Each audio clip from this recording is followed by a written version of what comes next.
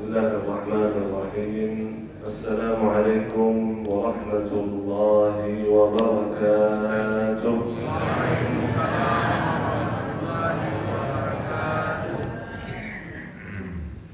تبارك الذي جعل في السماء بروجا وجعل فيها سراجا وقمرا منيرا وهو الذي جعل الليل والنهار خلفة لمن أراد أن يذكر أو أراد شكورا. أشهد أن لا إله إلا الله وحده لا شريك له ولي الصالحين، وأشهد أن نبينا وحبيبنا ومولانا محمد صلى الله عليه وسلم وعلى آله وصحبه والتابعين ومن تبعهم بإحسان إلى يوم الدين، وعنا معهم بمنك وكرمك يا أكرم الأكرمين. سبحانك لا علم لنا إلا ما علمتنا إنك أنت العليم الحكيم. Bagaimana Bapak Ibu sekalian, saya lanjut ceramah bahasa Arab saja.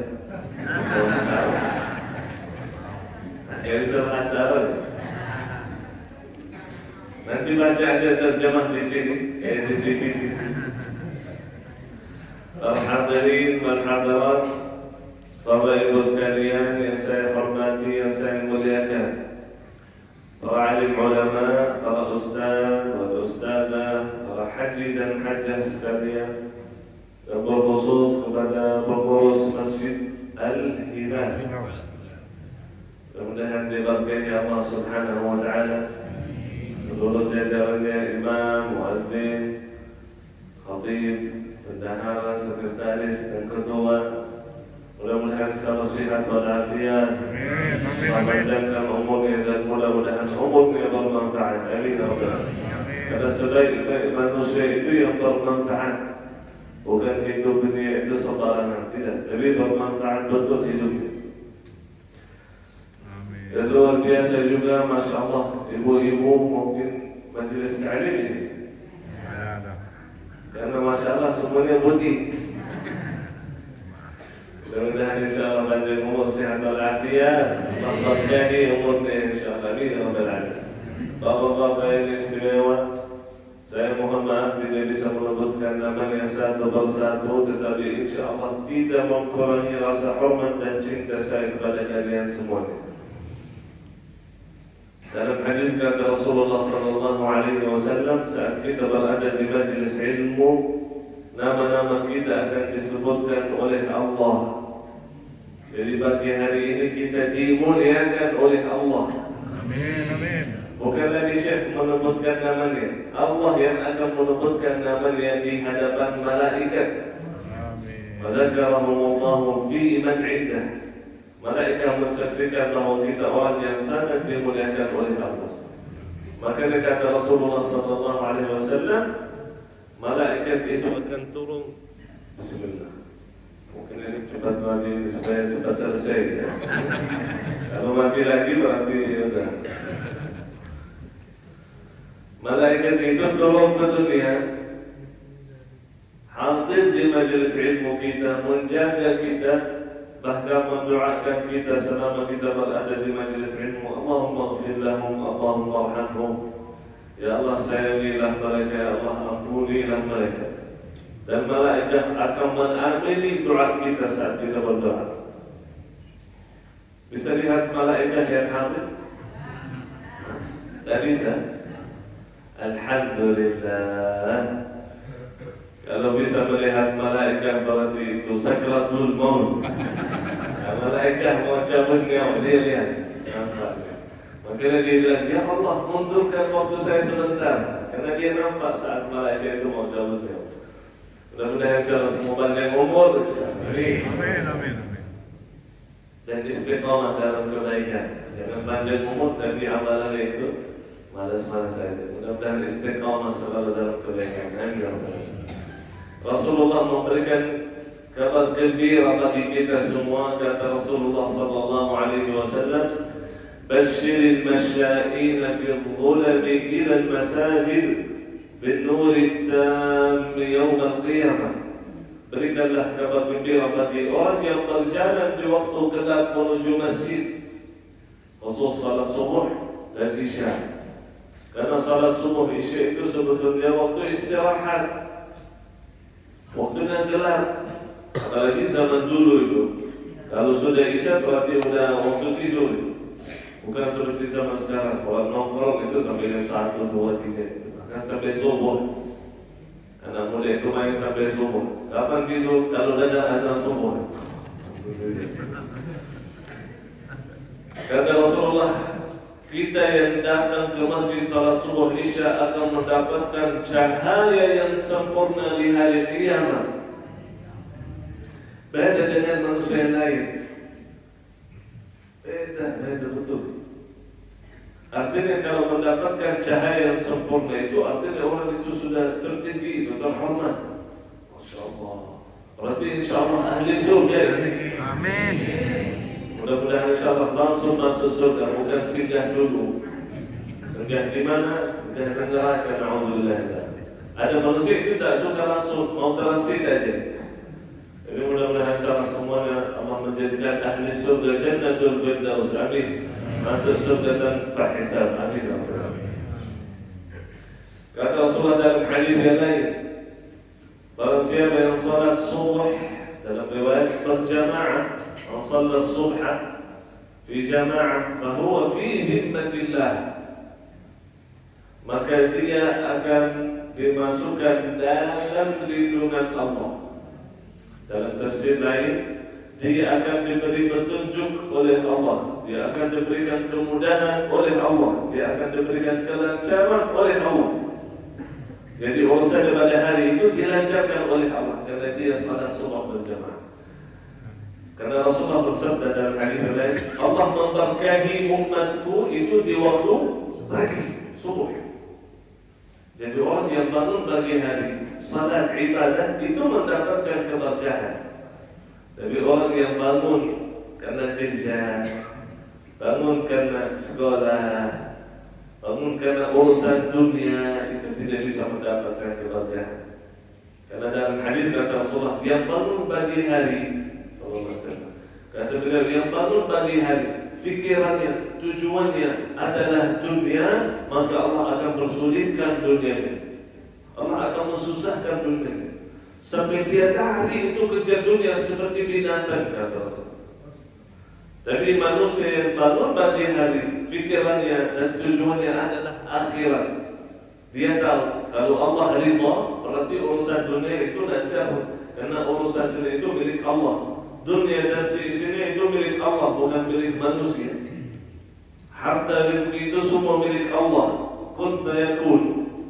Saya kenal sama orang yang dulu miskin sekali, ambil sedekah dari orang, ambil dari uang zakat orang. Sekarang orang kaya raya, Masya Allah. Dan aku kenal juga sama orang yang dulu kaya, sekarang miskin, minta bantuan orang. Apalagi kalau kita juga dengar cerita-cerita yang terjadi di zaman sahabat, di zaman tabi'in, banyak seperti itu. Karena ini dunia milik Allah. Hari ini kaya, besok miskin. Hari ini miskin, besok kaya. Hari ini sehat, besok sakit. Hari ini sakit, besok sehat. Itulah dunia. Jadi makanya kita selalu bangun pagi hari tujuannya lillahi ta'ala. Kalau kita betul itu tujuan akhirat, tujuan Allah, bangun salat, baru urus dunia, maka Allah akan memberikan kelancaran dan keberkahan. Dalam hadis yang lain kata Rasulullah sallallahu alaihi wasallam, ini banyak pahala salat subuh ternyata. Barang siapa yang salat subuh berjamaah, maka dia akan mendapatkan pahala seperti qiyamul lail sepanjang malam. Sepanjang malam qiyamul lail. Emang pernah kita qiyamul lail sepanjang malam? Kita tidur aja sepanjang malam. hanya dengan 2 rakaat akan mendapatkan pahala seperti dia mulai sepanjang malam. 2 rakaat sunnah subuh, bukan salat fardu, sunnah. Dan harus kita tahu, amalan yang paling banyak pahalanya, yang paling berat pahalanya itu amalan fardu dan wajib. Itu yang paling berat pahalanya. Seperti salat 5 waktu, seperti puasa Ramadan, itu lebih banyak pahala daripada amal ibadah yang sunnah.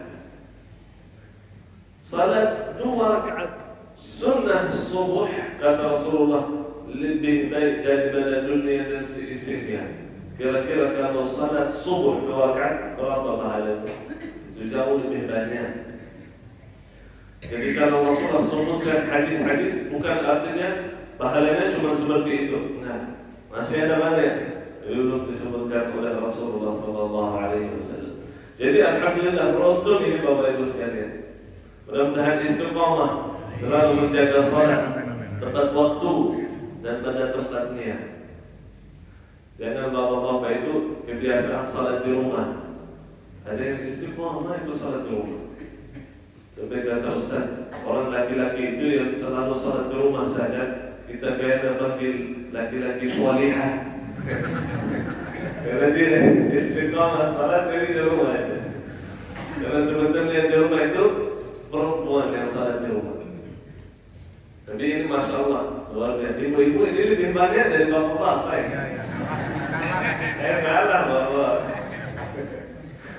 Masya Allah, semangatnya ibu-ibu ini Masya Allah. Sebetulnya salah satu yang buat abang saya almarhum Syekh Ali Jabir betah di Indonesia karena beliau ibu-ibu.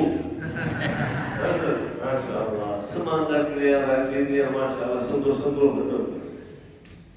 Di Indonesia banyak Masya Allah sekarang lahir para penghafal Al-Quran yang luar biasa. Rata-rata yang mendidik, yang mengajarkan, yang mendukung, yang berjuangkan adalah ibunya sendiri. Rata-rata itu ibunya sendiri, bukan masuk pesantren, bukan di sana, bukan di sana. Sering sekali saya ketemu anak kecil, saya ketemu yang buta, saya ketemu yang otaknya nggak normal, badannya nggak normal, nggak sehat. Kalau ditanya siapa ajarkan Quran, rata-rata jawabannya ibu saya. Ibu saya. Subhanallah. Kita juga bersaudara 12, alhamdulillah, timnas. Kalau saya sudah disampaikan, saya nomor 11. Jadi saya sangat muda, jangan kira ini tua. Kemarin saya isi di Solo. Terus Solo itu Jawa, bukan Solo. Saya isi di Solo, terus ada seseorang bertanya kepada jemaah, ada yang tahu umur Syekh berapa? Saya kasih hadiah kalau ada yang tahu. Ada ibu-ibu angkat tangan, saya tahu. Saya bilang, oh kayaknya ibu itu cari di Google, mesti dapat itu. Ditanya, berapa umurnya Syekh? Umur Syekh 50 tahun.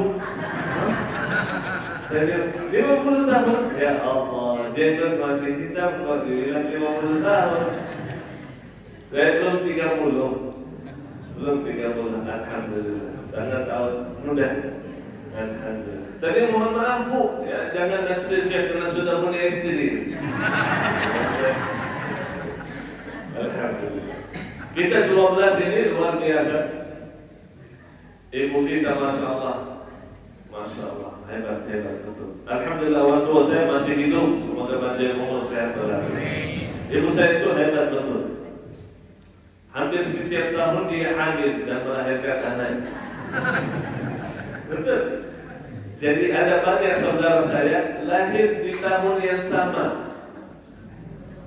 Ada yang lahir bulan Januari, terus adiknya lahir di lahir di bulan Desember atau di November. Antara mereka begitu 10 bulan telah lebih seperti itu. Masya Allah. Hamil lagi melahirkan lagi. Ada sampai salah satu saudara saya, ibu saya melahirkan di kamar mandi. Kenapa? Karena ayah saya itu lagi di luar rumah dan tidak ada HP, tidak bisa ditelepon, dikasih tahu, tidak ada rumah sakit dekat. Terus ibu saya udah nggak bisa tahan gitu mau melahirkan. Apa yang dia melakukan? Masuk kamar mandi, dia melahirkan anak itu sendiri. Keluar, oh masya Allah, selesai. Subhanallah, hebat. Sebetulnya itu semua yang mudah. Kalau Allah memberikan kemudahan, semua itu jadi mudah. Kalau Allah yang memberikan kemudahan. Ada orang mendapatkan ujian berat, Allah mudahkan, mudah sekali. Ada orang mendapatkan ujian kecil, berat bagi dia. Seperti ada gunung itu di atas kepalanya. Subhanallah. Mudah-mudahan kita selalu diberikan kemudahan oleh Allah Subhanahu wa taala. Amin ya rabbal alamin. Masya Allah, ibu saya itu selalu ajarkan anaknya cinta Al-Quran. Bagaimana caranya? Ibu saya tidak suruh-suruh. Anak, baca Quran. Kalau tak baca saya pukul. Itu tidak ada. Tapi ibu saya menjadi contoh. Ayah saya juga seperti itu. Tapi ayah saya itu kebiasaan di luar rumah. Jadi biasanya kita tidak ketemu ayah. Karena dia datang ke rumah setelah kita tidur. Keluar dari rumah sebelum kita bangun. Biasanya seperti itu. Jadi dari kecil yang saya ingat itu jarang sekali saya ketemu dengan ayah. Ayah itu selalu sibuk. Masya Allah. Karena ayah itu manfaatnya itu cari nafkah, mendidik, menjaga. Anak selama kecil sampai umur 7 tahun itu kewajiban ibu. Itu kata ulama. Ibu itu yang mendidik anak dari kecil, dari lahir sampai umur 7 tahun. Itu sama ibu. Baru habis itu dididik oleh ayah. Karena udah mulai dewasa harus diarahkan, harus ditegaskan. Sekarang tidak ada lagi takut dari ibu. Karena sekarang tidak ada ayah. Makanya ayah saya itu setelah kita dewasa besar baru dia, masya Allah, mendidik kita. Ibu saya setiap hari itu membaca Quran. Karena dia dengar wasiat Nabi Muhammad SAW. Kata Rasulullah, bacalah Quran. Yang wajib kita umat Islam harus berbanyak baca Quran. Bukan yang wajib hafal Quran. Jadi kalau kita tidak bisa hafal Quran, itu tidak ada masalah sebetulnya. Kalau tidak bisa hafal surah Al-Fatihah, itu baru masalah. Harus hafal surah Al-Fatihah. Karena salat kita itu tidak sah kalau tidak bacakan. Harus bacakan. Jadi yang wajib hafal surah Al-Fatihah. Selain surah Al-Fatihah, bebas. Mau hafal boleh, tidak mau hafal boleh juga. Yang tidak boleh, tinggalkan Al-Quran. Tidak membaca Al-Quran. Jauh dari Al-Quran. Itu tidak boleh sama sekali. Karena kita umatul Quran. Kita mendapatkan wahyu Al-Quran hanya kepada kita umat Nabi Muhammad SAW. Bukan orang lain. Kita aja. Dan itulah kelebihan kita. Kalau kita jauh dari Al-Quran, Allah Subhanahu wa ta'ala berfirman di surah Taha, "Wa man a'rada 'an dzikri." Orang yang jauh dari zikirku, berpaling dari zikirku, tak senang dengan zikirku. Kata Allah, "Fa inna lahu ma'isyatan dhanka." Maka dia akan mendapatkan kehidupan yang sempit, pusing dan stres, galau, banyak ujian, banyak cobaan, bahkan dia tidak bisa sabar terhadap ujian. Kalau dapat ujian dan bisa sabar, alhamdulillah. Tak apa-apa, itu tidak masalah. Tapi kalau dapat ujian dan tidak bisa sabar, itu baru kita rugi, baru bermasalah. Kalau ujian dan sabar seperti saudara di Palestina, ujian berat, tapi sabar, alhamdulillah, beruntung dunia dan akhirat. Rasulullah SAW ujiannya banyak. Istrinya meninggal, kesayangannya Siti Khadijah, ibu anaknya, dan orang tuanya meninggal saat Rasulullah masih kecil. Rasulullah sakit lapar, ikat 2 batu di perutnya supaya tahan perut, ikat 2 batu. Kalau kita perutnya masya Allah besar, rata-rata besar perutnya. Rasulullah SAW kepalanya berdarah, gigi gerahannya patah, kakinya bengkak, luar biasa. Bahkan sampai dalam satu riwayat beliau pingsan, sakit-sakit dan sakit capek. Sallallahu alaihi wasallam. Anaknya 7, 6 dari 7 wafat. 6 wafat saat Rasulullah masih hidup. Tersisa cuma satu, itu Siti Fatimah. Siti Fatimah wafat setelah Rasulullah wafat. Jadi Rasulullah wafat duluan. Yang lain semuanya wafat saat Rasulullah masih hidup. Gimana perasaannya Rasulullah saat lihat anaknya satu persatu wafat? Bahkan Rasulullah makhluk yang paling lembut hatinya. Hatinya itu lembut sekali. Saking lembut hatinya, itu dia sayang kepada binatang. Ada satu unta lari-lari datang nangis, kata sahabat. Rasulullah belum unta itu, dan unta curhat kepada Rasulullah. Ya Rasulullah, orang yang punya saya, dia memiliki saya, dia selalu buat saya capek, dia selalu begini. Langsung Rasulullah marahin tegur, kenapa seperti dakwanya? Ada sampai pohon nangis, pohon. Rasulullah biasanya dulu kalau khutbah Jumat bersender kepada pohon. Ada satu pohon Rasulullah bersender terus khutbah. Lama-lama dibuatkan mimbar, jadi Rasulullah tinggalkan pohon itu. Kata sahabat, kita di masjid dengar suara anak kecil nangis. Lihat kanan kiri, ada yang anak kecil ini. Nangis itu dari mana? Ternyata pohon itu nangis. Dan Rasulullah peluk pohon itu. Kata Rasulullah, kalau saya tidak peluk pohon itu, dia akan nangis. Sampai kapan? Sampai hari kiamat, kata Rasulullah. Itu tak berarti nangis. Sampai Rasulullah peluk dia, baru dia nangis. Rasulullah lagi khutbah, berdiri di atas mimbar khutbah Jumat. Tiba-tiba masuk cucunya Al-Hasan dan Al-Husain. Apa yang dilakukan oleh Nabi? Itu saking lembut hatinya. Turun dari mimbar, berarti khutbah. Turun dari mimbar, langsung sampai cucunya dan peluk cucunya, cium cucunya. Sallallahu alaihi wasallam. Kalau kita, Rasulullah menjadi kuda bagi cucunya. Rasulullah berdiri di jalan dan anaknya itu naik di atas Rasulullah sallallahu alaihi wasallam. Cucunya naik di atas Rasulullah. Kalau orang tua saya tidak bisa, anaknya 12, sakit bongkok. Rasulullah tidak bisa. Jadi itu lembutnya hati Rasulullah SAW. Rasulullah SAW 6 anak itu wafat, tinggalkan. Pamannya tinggalkan, wafat. Ibunya tinggalkan, ayah sendirian hidupnya, susah. Jadi sabar. Kenapa? Allah mau berikan ketenangan hati. Bagaimana Allah Subhanahu Wa Taala menjadikan hati Rasulullah itu tenang?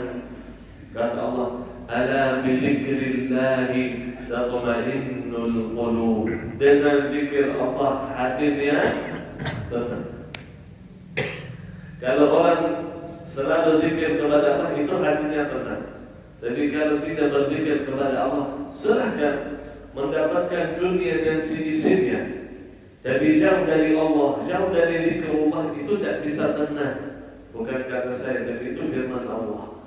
Makanya ada salah satu orang kaya curhat kepada